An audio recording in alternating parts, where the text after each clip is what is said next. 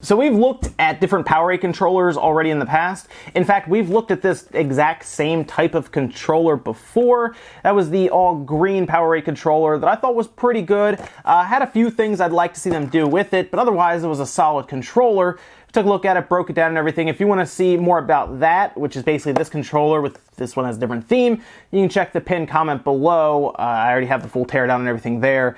Today, though, we're going to check out a controller that PowerA sent over. It's up for pre-order now, which you can check. There's a link below that takes you to it, I believe, on Amazon.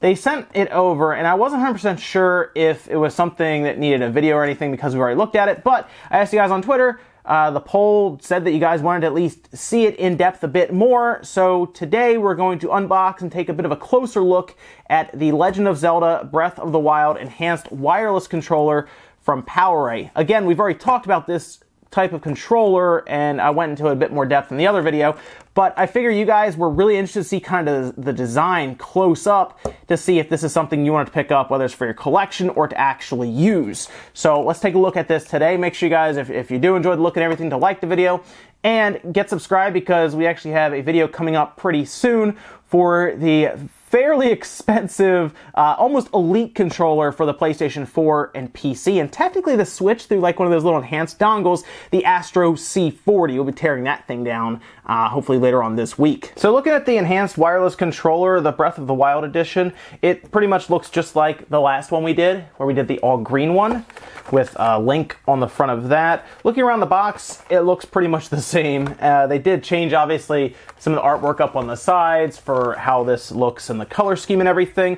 They have everything laid out on the back. Again, we're missing some features when it comes to this controller that you're going to have to remember that we talked about before. No HD rumble, no IR, and no Amiibo NFC support. However, motion controls are in play, and this controller does turn on your system remotely. So it's not one of those type of controllers where you have to turn your system on, and then this will show up. This will actually turn your system on, which is something I point out whenever a controller does that. So we're going to unbox this now, and I'm also going to give you guys some really nice shots of it, close-ups and everything, so you can kind of, I guess, determine if this is a controller you want to get for collector's purposes or just because you like the way it looks and you're looking for a new controller. These retail for $49.99, and they are currently up for pre-order. I believe they'll be out at the end of this month, I believe. So this was an early unit from PowerA, so thanks to them for that. And not a ton in here. They did actually give AA batteries, which, all right, Energizer, sure, that's actually better than most things where they don't even give you AA's at all, so that's good to have that down there. Actually, I want to take these out just to see if the LEDs on the bottom are any different in terms of like colors or anything for like the color scheme. Figure that's worth checking out as well. I should take a quick look at the controller after I put these in. Looking at the front, kind of first impressions on it. This is, of course, light because there's no HD rumble or anything, so there's no rumble in there, and you're going to get that kind of that light feeling. Has those nice back clicks right there, the buttons that you have down here, so you can map any of the front buttons to those, shoulder buttons and everything as well, which is nice. The ZR, ZL, I mentioned they were curved, so it's actually pretty easy to kind of put your fingers on them. Let me go ahead and put these batteries in. It has this blue D-pad, so it stands out very, very much, mostly because I think it clashes with everything else. And I guess that was just a design decision to make this like very bright metallic blue. I don't know how I feel about that. You guys let me know what you think about a bright metallic blue D-pad here. I think some people said they liked it, others didn't. I think it's kind of a case-by-case basis on that. Looking at the sticks, they are like this bronze gold color here, but then underneath of it, it's all white. So it's just like the cap is that bronze gold kind of look. So if you look at it head on, you might think the whole thing is. No, just that top part. And then, of course, it's capped off with this very nice image on here of Princess Zelda, and it looks pretty good. It's not, sometimes you'll get these graphics on here and they'll be like a very low resolution look. No, this looks pretty good. It looks kind of like it's like they went in for like a painted look, like it looks like somebody painted it on there. It does break away at the top here so that it stops dead on right there at the top where it goes into this glossy white. I'm not a big fan of gloss white. This is kind of a matte finish here, and this actually has some texture to it.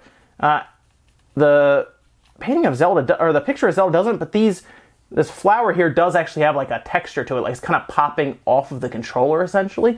But this is like a like a matte finish, not really rubberized, still hard plastic, but it's definitely a matte finish, whereas the top, I don't know why they did this, it's gloss white. I don't like that. It scratches, obviously fingerprints, dust, everything collects there, but it will show scratches very, very easily. It's hard to keep gloss from being scratched no matter what you do, unless it comes with plastic and you just leave the plastic on there.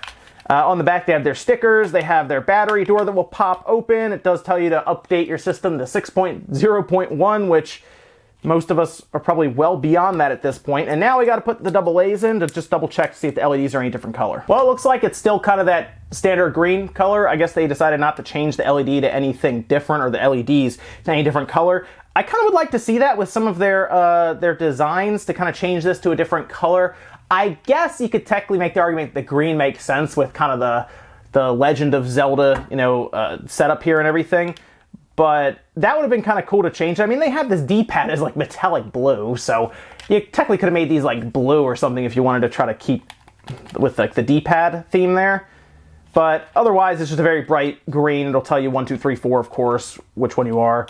And then you have your macro button here. You press that, then you press whichever button you want these to be. So you hit that, A, and then you press that, and then it would automatically have that as A, which works really well in some games. Of course, bronze all around here. This bronze, gold, and then R and L, RL, ZR, ZL are all the same. If you want to see a full teardown of this type of controller, like I said, I did one. It's down below in the pinned comment. You can check it out. I'm actually going to make sure you guys had some nice shots of this throughout the video of us unboxing this, so you can kind of get a good look at everything. Very much nice controller, I'd say. I saw some people got really excited about this when they showed it off.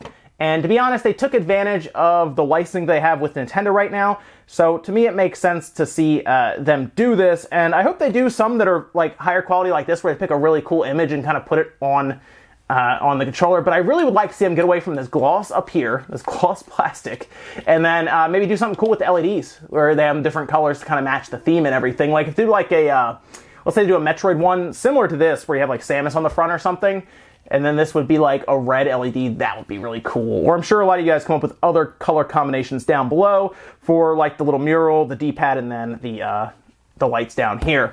Let me know what you guys think about this controller though down below. It is for pre-order now. I left the link down below in the description. You want to check it out. And it's retailing for $49.99. Solid controller, again, missing some features like the rumble and NFC compatibility. But otherwise it has everything else, motion controls, and it's a pretty solid feeling controller.